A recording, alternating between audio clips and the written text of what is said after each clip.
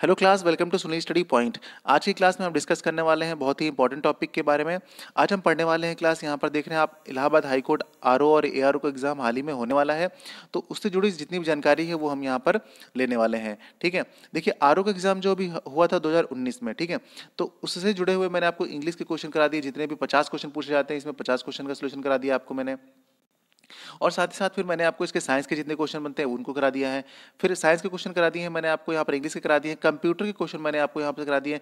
इन 3 topics के subject के question मैंने आपको करा दिए हैं। अब आज हम कराने वाले हैं आपको उत्तर प्रदेश के बारे में, उत्तर प्रदेश स्पेशल के बारे में जो क्वेश्चन आते हैं उनके जितने भी क्वेश्चन आ चुके हैं, रिपीट क्वेश्चन का सिर्फ यहाँ पर सोल्यूशन करवाने वाले हैं, उनका आंसर बताने वाले हैं। देखिए, इससे आपको एक बढ़िया आइडिया लग जाता है कि आखिर एग्जाम में क्वेश्चन किस प्रकार पूछे जाते हैं। आप कितना भी डीप में पढ़ रहे हो, कैसा भी पढ़ रहे हो, जरूरी नहीं कि आप उस टॉपिक से या फिर उस सब्जेक्ट के सारे क्वेश्चन अटेम्प्ट कर पाएं।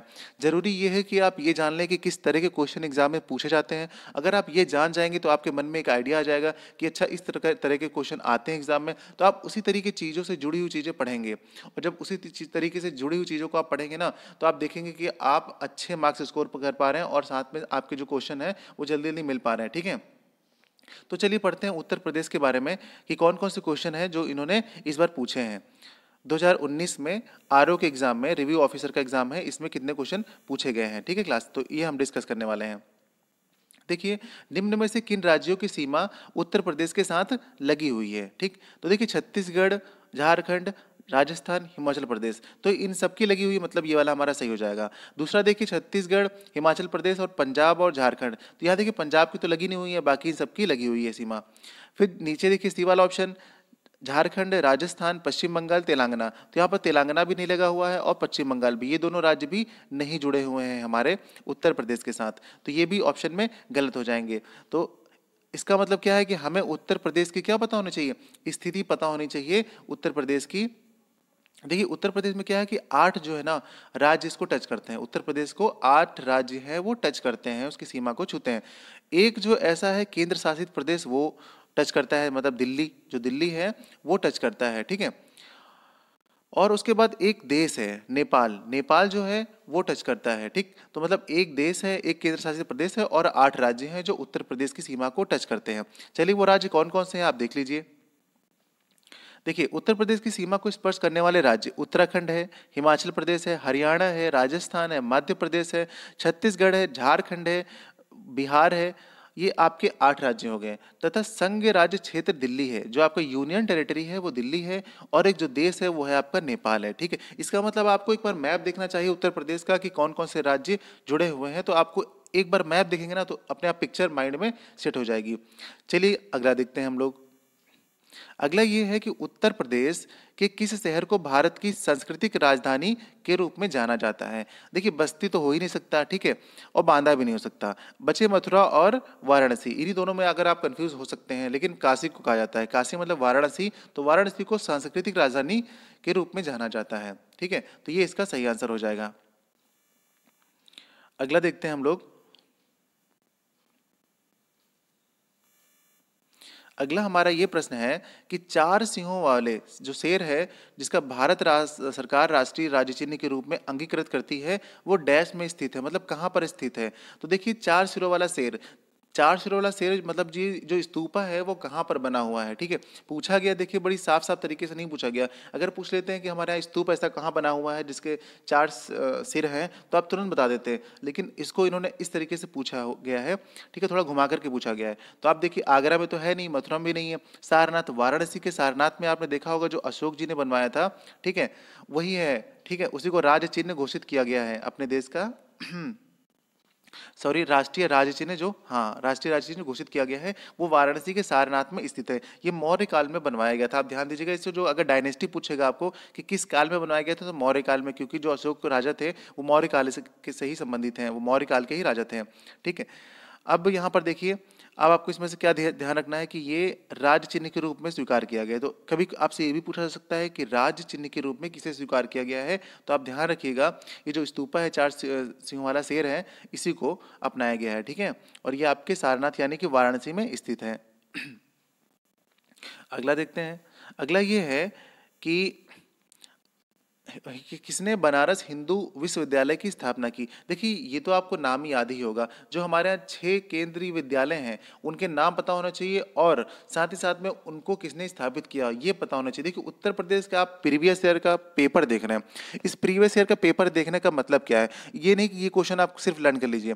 ये क्वेश्चन लर्न करेंगे तो रिपीट तो हो ही सकते हैं, चांसेस तो हैं, लेकिन इनसे जुड़ी हुई जानकारी जैसे ये पूछा गया है कि निम्नलिखित में से किसने हिंदू विश्वविद्यालय की स्थापना की थी? तो देखिए इसकी जो स्थापना की थी मदन मोहन मालवीय जी ने की रही थी, ठीक है। लेकिन बात ये आती है कि क्वेश्चन ये भी आपको ध्यान होना चाहिए कि कब करी थी, ठीक है, कब करी गई थी इसकी स्थापना ये पता होना चाहिए। और बाकी जो 6 केंद्रीय विद्यालय हैं उनकी स्थापना किसने की थी और कब की थी और कहाँ की थी, ठीक, ये आपको जरूर पता होना चाहिए। जो आपका ये बनारस हिंदू है तो ये तो नाम से ही पता चल रहा है बनारस यानी कि वाराणसी में है, ठीक है। तो ये चीज़ें देखिए पढ़ने का हमारा मतलब है कि उससे जुड़ी हुई जितनी भी जानकारी है वो हमको साथ साथ में पता होनी चाहिए। तो हमको इन 6 का भी साथ में पता करना चाहिए, ठीक है। देखिए 1916 में जो है ना इसकी स्थापना हुई थी। कब हुई थी? 1916 में इसकी स्थापना हुई थी। अगला क्वेश्चन देखते हैं हम लोग। अगला जो प्रश्न है वो ये है कि निम्नलिखित में से किस शहर में उत्तर प्रदेश की एकमात्र ऑयल रिफाइनरी स्थित है? देखिए आगरा में नहीं है, मथुरा में है। तो मथुरा अगर आप कभी गए होंगे घूमने तो वहां पर आप देखे होंगे, यहाँ पे इंडियन ऑयल कॉरपोरेशन की एक रिफाइनरी है वहां पर, ठीक है। तो ये इस फेमस भी है काफी, और ये 1982 में स्थापित की गई थी, ठीक है। तो ये काफी बार एग्जाम में पूछा गया है। अभी मैं आपको करा रहा हूँ आरओ का करा रहा हूँ, ठीक है। इसके बाद मैं आपको एआरओ के क्वेश्चन कराऊंगा और एआरओ क्वेश्चन के बाद फिर से जो आरओ का हुआ था 2016 में उसका कराऊंगा, फिर उसके भी एआरओ कराऊंगा। मतलब आपके पास उत्तर प्रदेश का एक अच्छा खासा डेटा हो जाएगा। अगर आप सिर्फ प्रीवियस ईयर के क्वेश्चन लगाते हैं तो आप प्रीवियस ईयर में देख लेंगे कि कितने बार कितने क्वेश्चन रिपीट हुए हैं, अपने आप आपको विश्वास हो जाएगा बिना किसी के कहे, ठीक है। हम कहेंगे कि इतनी बार ये क्वेश्चन रिपीट हो रहा है तो आपको थोड़ा डाउट होगा, लेकिन अगर आप ये प्रीवियस ईयर के पेपर सिर्फ देख लेते हैं ना तो आपको यकीन हो जाएगा कि कितनी बार ये क्वेश्चन पूछा गया है। जो रिफाइनरी वाला है कितनी बार पूछा गया है और मोहन मालवीय वाला क्वेश्चन है, मतलब क्वेश्चन यही है जो बार बार घूम फिर कर पूछे जाते हैं। तो चलिए अगला देखते हैं। अगला हमारा ये है हाँ, अगला हमारा ये क्वेश्चन है कि शहर और उसकी विशिष्टताओं का सही मिलान निम्नलिखित में से किसने किया है, किन में किया गया है? तो देखिए ये वाला प्रश्न जो है ना ये तो आपको एक उत्पाद और एक प्रोडक्ट एक उत्पाद वाली योजना के अंतर्गत पढ़ना पड़ेगा। और इससे हमेशा उत्तर प्रदेश का अगर कोई कंटेंट आ रहा है, मतलब कि अगर आप कोई बड़ा पेपर दे रहे हैं जैसे आरओ एआरओ का पेपर दे रहे हैं, पीसीएस का पेपर दे रहे हैं, तो उत्तर प्रदेश में यहाँ से तो एक क्वेश्चन बनता ही है हमेशा, ठीक है। ध्यान दीजिए हमेशा यहाँ से एक क्वेश्चन बनता है। अब देखिए ये किस किस प्रकार का पूछा गया है कि कानपुर जो है क्या पीतल के बर्तन से संबंधित है? नहीं भाई, हमने तो ये पढ़ा है, आपने भी ये पढ़ा होगा कि कानपुर जो है ना वो चमड़ा उद्योग से संबंधित है। तो देखिए ये तो हो ही नहीं गया। चमड़ा उद्योग देखिए कहाँ दिख रहा है, ये आपको दिख रहा है इसमें, तो ये वाला चमड़ा उद्योग से संबंधित है। फिर आप देख रहे होंगे फिरोजाबाद, फिरोजाबाद कांच के बर्तन और कांच के उत्पाद के लिए फेमस है, ठीक है, बिल्कुल सही है, ठीक है। मुरादाबाद देखिए, मुरादाबाद जो है ना वो पीतल के बर्तन के लिए है, ठीक है। मुरादाबाद जो है वो पीतल के बर्तन के लिए प्रसिद्ध है, तो यहाँ पे ये हो जाएगा। वाराणसी देखिए हस्त शिल्प और हथकरघा इसके लिए फेमस है। हैंडीक्राफ्ट जो होते हैं, हैंडलूम होते हैं, उनके लिए फेमस है। तो आप देखिए कौन सी दो चीजें, सेकंड और फोर्थ वाला हमारा सही हो रहा है, बाकी ये दोनों गलत मिलाप हैं, ठीक है।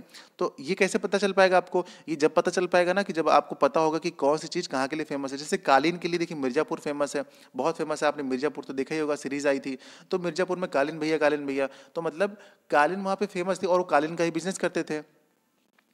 तो मिर्जापुर से कालीन वाला क्वेश्चन बहुत बार पूछा गया है। तो चलिए आगे बढ़ते हैं।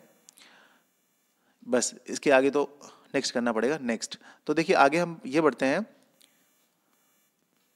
हाँ, ये पूछा गया है गोविंद वल्लभ पंत जी के बारे में, ठीक है। तो देखिए मैं बता दूं गोविंद वल्लभ पंत जी कौन है। तो ये हमारे देश के पहले सीएम थे, ठीक है, पहले सीएम थे हमारे देश के। और ये इतनी बार क्वेश्चन पूछा गया है कि लगभग मैंने देखा अभी इसमें पूछा जा रहा है, एआरओ में भी पूछा गया है, ठीक है।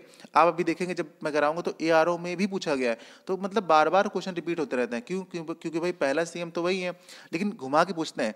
कभी पूछते हैं कि हमारे देश के पहले मुख्यमंत्री कौन है, तो भी गोविंद वल्लभ पंत हो जाएंगे, ठीक है। फिर पूछते हैं उत्तर प्रदेश के यानी कि यूपी के पहले मुख्यमंत्री कौन है, तो वो भी यही हो जाएंगे, ठीक। फिर यहाँ से क्वेश्चन आते हैं कि उत्तर प्रदेश की पहली महिला मुख्यमंत्री कौन है, तो वह है सुचेता कृपलानी, ठीक है, सुचेता कृपलानी। फिर पूछता है कि हमारे देश भारत की पहली महिला मुख्यमंत्री कौन है, तो वो भी हो जाएंगी सुचेता कृपलानी। फिर क्वेश्चन ये पूछता है कि हमारे देश की पहली महिला गवर्नर कौन है, तो वो हो जाती है सरोजनी नायडू। कौन आती है? सरोजनी नायडू। तो तो ये नाम आपको ध्यान रखना है, सरोजिनी नायडू। ठीक है। फिर क्वेश्चन यहाँ से पूछा जाता है कि उत्तर प्रदेश की पहली महिला गवर्नर कौन है, तो वो भी यही हो जाएंगे, सरोजिनी नायडू। फिर पूछा जाता है उससे उत्तर प्रदेश से क्वेश्चन कि उत्तर प्रदेश में सर्वाधिक बार कौन मुख्यमंत्री बना है, तो वो हो जाएंगी मायावती। ठीक है। तो आपको देखिए कुछ क्वेश्चन, जितने क्वेश्चन रिपीट होते हैं ये बार बार एग्जाम में, मैंने कई एग्जाम में देखा ये क्वेश्चन पूछे गए हैं। जो भी मैंने आपको बताया इनको जरूर ध्यान रखिएगा, ये बहुत बार पूछे गए हैं। ठीक है। तो देखिए यहाँ पर हमारा कहाँ पर लिखा हुआ है, आगरा घराने से जाने माने गायक थे, गलत। उत्तर प्रदेश के प्रथम राज्यपाल, गलत। उत्तर प्रदेश के प्रथम मुख्यमंत्री, एकदम सही, सी वाला सही हो जाएगा हमारा, गोविंद वल्लभ पंत जो है ना, वो first chief minister of UP, तो ये वाला सही हो जाएगा, जो कि मैंने आपको डेटा बताया। जो डेटा मैंने बताया आप इसे बिल्कुल ध्यान से सुनिएगा, दोबारा रिपीट करके सुन लीजिएगा, लेकिन लर्न जरूर कर लीजिएगा। ठीक है। आगे बढ़ते हैं हम लोग। अगला क्वेश्चन हमारा, देखिए क्वेश्चन आ गया यहाँ पर, जो मैं आपको बता रहा था कि मिर्जापुर, भदोही, खमरिया, ये सब उत्तर प्रदेश के जिले हैं। ठीक है। इनमें से किस वस्तु का निर्माण होता है? भारत में कुल निर्यात जो है लगभग 90% है, तो किसका निर्यात जो है 90% है अपने भारत में, वो भी जो इन जिलों से है, मिर्जापुर, भदोही और खमरिया से। तो मैंने आपको बताया ना अभी कि मिर्जापुर में क्या सबसे ज्यादा होता है, कालीन, सबसे ज्यादा जो होता है वो कालीन यानी कारपेट्स होता है। 90% इनका क्या कहता है, निर्यात किया जाता है। ठीक है। ठीक है, आप देख रहे हैं 90% का क्या किया जाता है, निर्यात किया जाता है। तो हमारा कौन सा, बी ऑप्शन सही हो जाएगा। अगला क्वेश्चन है कि उत्तर प्रदेश के विधानसभा में कितने सदस्य हैं? उत्तर प्रदेश की विधानसभा में कितने सदस्य हैं? देखिए उत्तर प्रदेश की विधानसभा में टोटल 430 सदस्य हैं, और एक को क्या कहता है, नॉमिनेट किया जाता है। एक एंग्लो इंडियन होता है जिसे हम क्या करते हैं, जिसे नामित किया जाता है, और 403 यहाँ पे निर्वाचित सदस्य होते हैं। अब अगला देखते हैं। अगला क्वेश्चन ये है कि स्वतंत्र भारत में उत्तर प्रदेश विगत काल के संयुक्त प्रांत के पहले गवर्नर कौन थे? तो आपको ये बताना है। देखिए पहले गवर्नर कौन थे उत्तर प्रदेश में, तो कंफ्यूज नहीं होना है। विगत काल मतलब पहले जिसका नाम संयुक्त प्रांत था। तो देखिए जो हमारा ये उत्तर प्रदेश है ना, यूपी, तो यूपी से पहले इसका नाम क्या था, यूपी से पहले इसका नाम संयुक्त प्रांत था। ठीक है। जिसे यूनाइटेड प्रोविंस भी कहा जाता है। ठीक है, इंग्लिश में। तो यूनाइटेड प्रोविंस का नाम ही बदलकर क्या कर दिया गया, उत्तर प्रदेश कर दिया गया, यूपी कर दिया गया। ठीक है। तो ये कब से किया गया, 24 किया गया, 24 जनवरी 1950 से किया गया। उससे पहले इसको यूनाइटेड प्रोविंस के नाम से जाना जाता था। अभी मैंने पीछे बताया कि इसके गवर्नर पूछ रहा है, उत्तर प्रदेश के गवर्नर पूछ रहा है पहले गवर्नर कौन थे, तो देखिए सरोजिनी नायडू। ठीक है, मैंने अभी आपको पीछे बताया, तो यही इसका सही आंसर हो जाएगा। अगला प्रश्न हम देखते हैं। अगला क्वेश्चन ये है कि उत्तर प्रदेश में उच्च न्यायालय ने कैसे कार्य निर्धारित किए हैं? ऑप्शन पढ़ते हैं, पता चलेगा। उच्च न्यायालय और उसका न्यायपीठ दोनों, ये वाला। उच्च न्यायालय इलाहाबाद और उसका न्याय खंडपीठ लखनऊ में। उच्च न्यायालय लखनऊ और उसका न्यायपीठ इलाहाबाद में, नहीं। उच्च न्यायालय और उसका न्यायपीठ दोनों लखनऊ में, नहीं। देखिए जो उच्च न्यायालय है वो आपका है इलाहाबाद में। ठीक, मतलब ये वाला सही है, उच्च न्यायालय इलाहाबाद में है, और उसकी जो एक खंडपीठ है वो है आपके लखनऊ में। ठीक है, तो ये इसका सही हो जाएगा, बी वाला आंसर। उच्च न्यायालय जो है हाईकोर्ट है इलाहाबाद में है, और उसकी जो एक खंडपीठ है वो कहाँ पर है, लखनऊ में है। आपको ये पता होना चाहिए कि जो इलाहाबाद की हाईकोर्ट है उसकी स्थापना हुई थी 1866 में हुई थी। ठीक है, ये आपको ध्यान रखना है। अगला देखिए, अगला हमारा क्वेश्चन ये है कि उत्तर प्रदेश के मिर्जापुर जिले में पाए जाते हैं, ठीक, क्या पाए जाते हैं? देखिए ये क्वेश्चन फिर से इंपॉर्टेंट आ गया, जो मैंने आपको बताया था ना कि प्रोडक्ट वाला, ये खनिज से संबंधित क्वेश्चन आ गए, किसी मिनरल से संबंधित क्वेश्चन आ गए हैं। देखिए मिर्जापुर में पूछा गया सबसे ज्यादा क्या पाया जाता है, तो मिर्जापुर में देखिए बॉक्साइट, कांच, बालू, ये पूछा गया। दूसरा है कांच, बालू, संगमरमर, डोलोमाइट। तीसरा है आपका चूना पत्थर, डोलोमाइट, संगमरमर। ठीक है, तो संगमरमर भी देखिए सबसे ज्यादा वहां पे पाया जाता है, डोलोमाइट भी पाया जाता है, और चूना पत्थर भी पाया जाता है। तो मतलब कि खनिज से संबंधित जो आपको चीजें हैं वो भी पता होनी चाहिए। सी वाला इसका सही आंसर हो जाएगा। इस बारे में आपको एक लिस्ट बनानी चाहिए, इसकी लिस्ट आपकी बुक में भी दी हुई होती है उत्तर प्रदेश का, अगर आप देखेंगे कहीं पर भी डिटेल, तो उसके बारे में अगर खनिज के बारे में पढ़ेंगे तो आप एक लिस्ट में याद कर लीजिएगा इन सब चीजों के बारे में।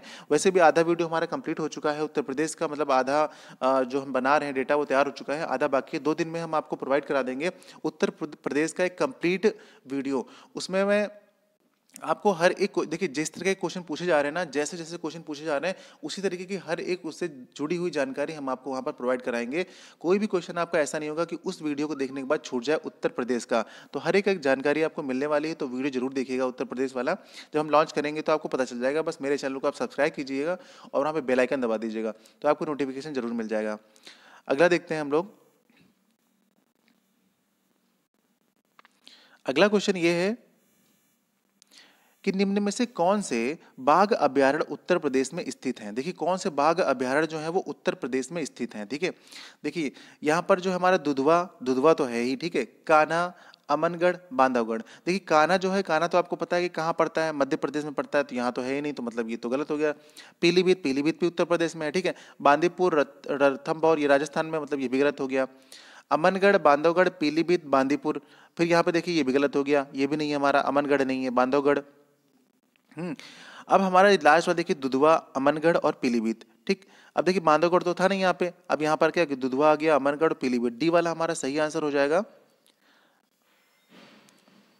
अब देखिए इससे एक खास चीज आपको और याद रखनी है, टाइगर प्रोजेक्ट जो कब शुरू किया गया था वो आपको पता होना चाहिए। टाइगर प्रोजेक्ट जो है 1973 में शुरू किया गया था, ये बहुत इंपॉर्टेंट है। ऊपर से जब शुरू किया गया था तो उस समय जो बाघ रिजर्व थे, टाइगर रिजर्व थे, वो 9 थे और प्रेजेंट टाइम में 50 हो गए हैं। ठीक, तो ये एक इंपॉर्टेंट डेटा है।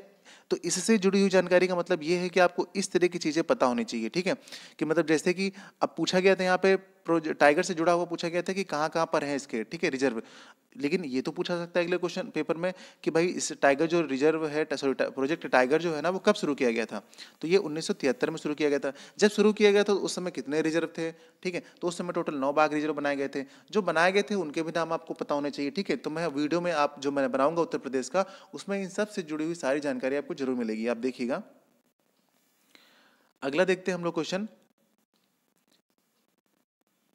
बस क्लास, तो क्वेश्चन खत्म होते हैं। इतने ही क्वेश्चन थे देखिए उत्तर प्रदेश के। उम्मीद करता हूं कि आपको यहां से काफ़ी जानकारी मिली होगी और मिलते हैं एक उत्तर प्रदेश का एआरओ का लेकर के सॉल्यूशन। जब तक के लिए आप क्या करिए, इसका रिवीजन जरूर कर लीजिएगा और उससे जुड़े हुए संबंधित जो क्वेश्चन है आप उसे जरूर ढूंढकर पढ़ने की कोशिश कीजिएगा। अदरवाइज 2 दिन के बाद तो हम उत्तर प्रदेश का आपको पूरा का पूरा वीडियो देने वाले हैं। थैंक यू आप सभी का मेरा वीडियो देखने के लिए, मेरे साथ बने रहने के लिए। मेरे चैनल को लाइक, शेयर और सब्सक्राइब जरूर कर लीजिएगा।